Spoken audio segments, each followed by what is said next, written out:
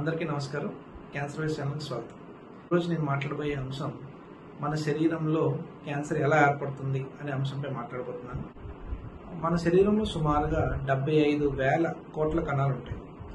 ప్రతి కణంలో కూడా DNA లేదంటే జన్యు పదార్థం అనేది ఉంటుంది. ఈ యొక్క జన్యు పదార్థంలో ఈ క్యాన్సర్ యొక్క పెరుగుదలకు కారణమయ్యే జీన్స్ ఉంటాయి. అలానే కొన్ని సందర్భాల్లో ఈ యొక్క పెరుగుదల నియంత్రించే అవసరమైన జీన్స్ కూడా. ఈ పెరుగుదలకు అవసరమయ్యే జీన్స్ని మనం యాక్సిలరేటర్ జీన్స్ అంటాం. అలానే ఈ యొక్క పెరుగుదలని ఆపే జీన్స్ మనం బ్రేకింగ్ జీన్స్ అంటాం. మనకు సింపుల్గా ఈ యొక్క కార్ యాక్సిలరేటర్ ఎప్పుడైతే మనం నొక్కుతామో కార్ స్పీడ్గా వెళ్తూ ఉంటుంది. అలాగే ఈ యాక్సిలరేటర్ జీన్స్ ఎప్పుడైతే ఎక్కువగా పనిచేస్తూ ఉంటాయో క్యాన్సర్ యొక్క ఈ కణాలు పెరుగుదల అవుతూ ఉంటాయి. అలానే ఎప్పుడైనా ఈ బ్రేకింగ్ జీన్స్ ఎప్పుడైతే పనిచేస్తాయో ఈ పెరుగుదల ఆటోమేటిక్గా ఆగుతూ ఉంటుంది.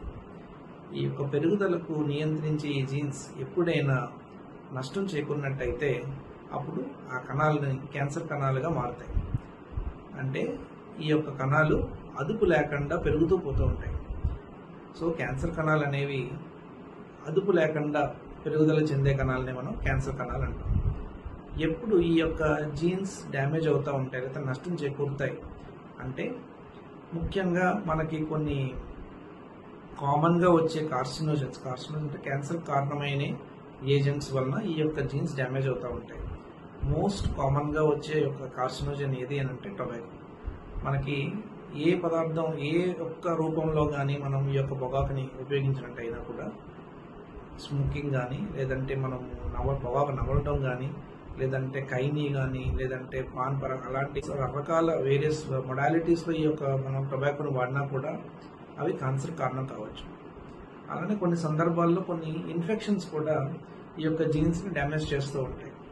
మనం చూసినట్టయితే ఆడవాళ్ళలో మోస్ట్ కామన్గా వచ్చే క్యాన్సర్ సర్వైకల్ క్యాన్సర్ అంటాం. అదే గర్భసంచి ముఖద్వార క్యాన్సర్. ఆ యొక్క క్యాన్సర్ HPV ఇన్ఫెక్షన్ అనే ఒక వైరస్ HPV వైరస్ ద్వారా మనకి ఈ యొక్క జీన్స్ డ్యామేజ్ అయ్యి క్యాన్సర్ కారణం అవుతూ ఉంటాయి. మనకి ఈ యొక్క వైరస్ నియంత్రించడానికి ఈ మధ్య కాలంలో మీరు వినే ఉంటారు మనకి వ్యాక్సిన్స్ కూడా కొన్ని వచ్చాయి. సో ఇలాగా రకరకాల కారణాల వల్ల ఈ యొక్క జీన్స్ డ్యామేజ్ అయ్యి మనకి క్యాన్సర్ కారణం అవ్వచ్చు. అలానే కొన్ని సందర్భాల్లో మనం ఓన్లీ స్పైసీ ఫుడ్స్ తీసుకున్నట్టయితే కొంతమందిలో స్టమక్ క్యాన్సర్స్ కూడా డెవలప్ అయ్యే అవకాశం ఉంటుంది. సో ఎక్కువ స్పైసీ ఫుడ్స్ కూడా మనకి యొక్క జీన్స్ని నష్టం చేకూరించవచ్చు. సో ఇలా రకరకాల కారణాలు ఉంటాయి. కొన్ని సందర్భాల్లో హార్మోన్ ఇంబ్యాలెన్స్ వల్ల కూడా క్యాన్సర్ కారణం కావచ్చు. సో ఈ యొక్క ఏ యొక్క కారణం ద్వారా కానీ ఈ యొక్క జీన్స్ డ్యామేజ్ అయినట్టయితే ఈ కణాల యొక్క పెరుగుదల అదుపు తప్పి క్యాన్సర్ని కణంగా మారచ్చు. ఈ క్యాన్సర్ కణాలు కానీ సుమారుగా 1 కోటి కణాలు అయినట్టయితే అది ఒక కంతిగా మనకి కనబడుతూ ఉంటుంది.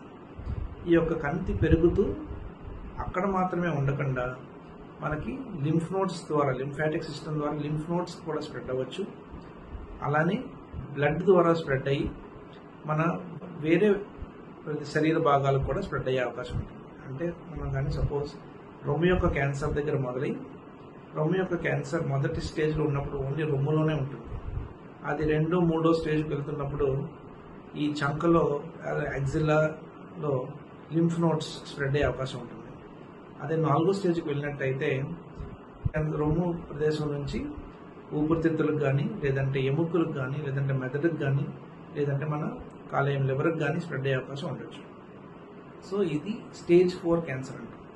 ఎప్పుడైనా ఒక ప్రదేశం నుంచి ఒక శరీర భాగం నుంచి క్యాన్సర్ మొదలై ఇంకొక శరీర భాగానికి కానీ స్ప్రెడ్ అయినట్టయితే అది స్టేజ్ 4 క్యాన్సర్ అంటాం. లేదు అంటే మనం ఓన్లీ అదే శరీర భాగంలో మొదలై అక్కడే ఉన్నట్టయితే యూజువల్గా అది ఎర్లీ స్టేజ్ క్యాన్సర్గా మనం గుర్తించవచ్చు.